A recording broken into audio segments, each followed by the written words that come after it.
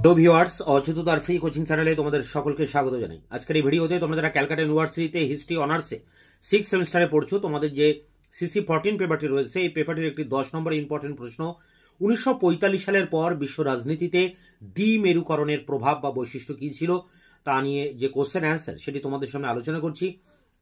তোমরা উত্তরটি যেভাবে লিখবে দেখো, দ্বিতীয় মহাযুদ্ধের অব্যবহিত পরে যখন তদানীন্তন বিশ্বের দুই মহাশক্তিধর রাষ্ট্রের মধ্যে বিরোধ তুঙ্গে উঠেছিল এবং সমগ্র বিশ্বকে স্নায়ুযুদ্ধ গ্রাস করেছিল, তখন দুই মহাশক্তিধর রাষ্ট্রকে কেন্দ্র করে সমগ্র বিশ্ব শক্তি মতাদর্শ ও অঞ্চলে দুটি গোষ্ঠীতে বিভক্ত হয়ে পড়েছিল এবং এই বিভাজনকে দ্বিমেরুতা বা বায়োপোলারিটি বা রাজনীতির দ্বিমেরুতা বা বায়োপোলারিটি অফ পলিটিক্স নামে অভিহিত করা হয়। দুটি শক্তি গোষ্ঠীর নেতৃত্বে ছিল দুই পরাশক্তি। এক পরাশক্তি বা সুপার শক্তি ছিল আমেরিকা এবং অন্য এক সুপার শক্তি ছিল পূর্বতন সোভিয়েত যুক্তরাষ্ট্র। দুই সুপার শক্তির অনুগত ছিল একাধিক রাষ্ট্র এবং প্রতিটি গোষ্ঠীর সদস্যদের মধ্যে বন্ধন বা সম্পর্ক হিসাবে কাজ করত মতাদর্শ। 5-এর দশকের একেবারে গোড়া থেকে 7-এর দশকের প্রায় মাঝামাঝি পর্যন্ত এই দ্বিমেরুতা বিরাজ করেছিল। প্যারা করে দেখো, রাজনীতির দ্বিমেরুতা ধারণাটিকে আদ্যপান্ত বিশ্লেষণ করলে আমরা এর কতগুলি বৈশিষ্ট্য দেখতে পাই। দ্বিমেরুতার জন্ম দ্বিতীয় বিশ্বযুদ্ধের সময়, যখন লিপ্ত দেশগুলি দুটি প্রধান গোষ্ঠীতে বিভক্ত হয়ে পড়েছিল, যার একটি গোষ্ঠীর নাম ছিল মিত্র শক্তি বা অ্যাক্সিস পাওয়ার। ব্রিটেন, ফ্রান্স, আমেরিকা ও পূর্বতন সোভিয়েত ইউনিয়নকে নিয়ে গঠিত হয়েছিল মিত্র শক্তি এবং জার্মানি, ইতালি ও জাপানকে নিয়ে তৈরি হয়েছিল অক্ষ শক্তি। বিশ্বের এই বিভাজনের পরে অন্য রূপ নেয়, যার ভিত্তি হয়ে দাঁড়ায় রাজনৈতিক মতাদর্শ। 2 দশকের অধিককাল রাজনীতির দ্বিমেরুতা আন্তর্জাতিক রাজনীতির মুখ্য বৈশিষ্ট্য হয়ে উঠেছিল। মস্কোর নেতৃত্বে গঠিত হয়েছিল একটি গোষ্ঠী, যা পরে সমাজবাদী গোষ্ঠীর খ্যাতি লাভ করেছিল। অন্যদিকে আমেরিকার নেতৃত্বে গঠিত গোষ্ঠী উদারপন্থী গোষ্ঠীর নাম ধারণ করেছিল। গোষ্ঠীর সদস্যদের মধ্যে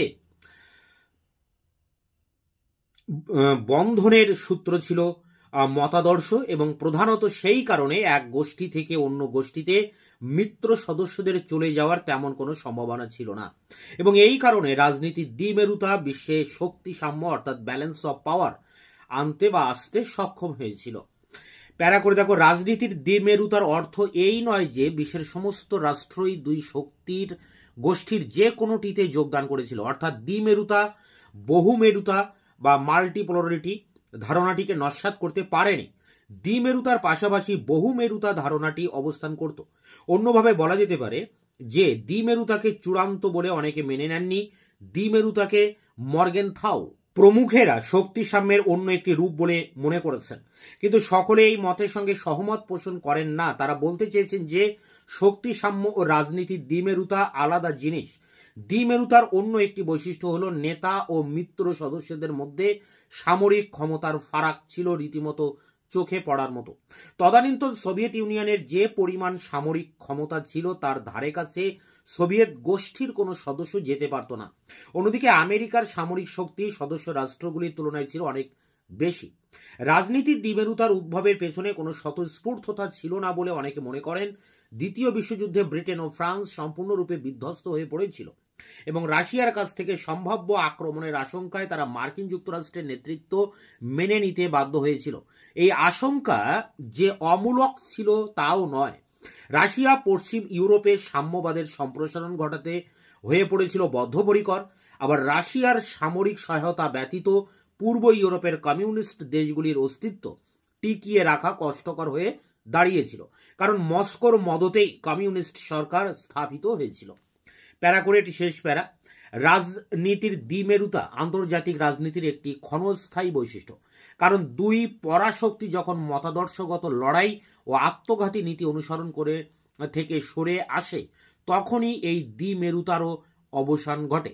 মস্কো এবং ওয়াশিংটন বুঝতে পেরেছিল যে মতাদর্শগত সংগ্রাম ও যুদ্ধ প্রস্তুতি দীর্ঘকাল ধরে চালিয়ে গেলে আখেরে তাদের কোনো মঙ্গল হবে না।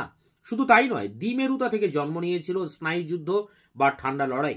এই স্নায়ুযুদ্ধের ফলে বিশ্বে দেখা দিয়েছিল অনিশ্চয়তা, অস্থিরতা ও অচল অবস্থা।